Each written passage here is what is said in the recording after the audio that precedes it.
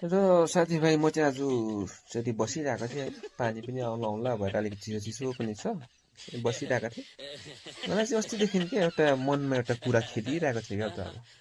हुन त अस्ति अब दिवाली, भाइटिका, लक्ष्मी पूजा सबै सकिसक्यो होइन। भाइटिकाको ह्याङओभरहरू पनि हिजो अस्ति नै गइसक्यो सबै हो। एउटा कुरा चाहिँ मनमा लागिरहेको थियो। देउसी खेल्नु गयौँ साथीहरूसँग हो। देउसी खेल्दै थियौँ, देउसी राम भनेर ताली बजाउँदा बजाउँदा हातहरू सुन्नेर हेटहरू मोटा भइन्जेल ताली बजायौँ होइन।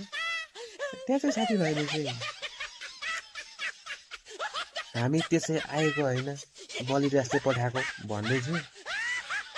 यदि आज हामीलाई बलिराजले पठायो भने चाहिँ हिजो जानेहरूलाई चाहिँ भैलेनी खेल्नेहरूलाई चाहिँ कसले पठायो? Good question, you are a good question. त्यो एउटा क्वेसन। फेरि अर्को एउटा कुरा फेरि चित्तै बुझेन। खेल्दै थियौँ, देउसी राम भन्दै थियौँ। हिजो आउने माग्ने र थाङ्ने यस्तो इत्यादि इत्यादि के भन्दै थियौँ हो। ल फेरि त्यहाँ म छक्कै परिगयो। ल हिजो आउने चाहिँ माग्ने र थाङ्ने भयो भने चाहिँ आज हामी त्यो देउसुरे भन्ने भट्टाउने चाहिँ हामी चाहिँ को हो? हामीलाई चाहिँ कसले पठाएको? हामी चाहिँ किन गएको? आप कहाँ थे ज्ञानी बाबा? भनेर त्यही मेरो जग्गी क्वेसन साथीले मलाई बुझ क्या सोच है रे तेरी?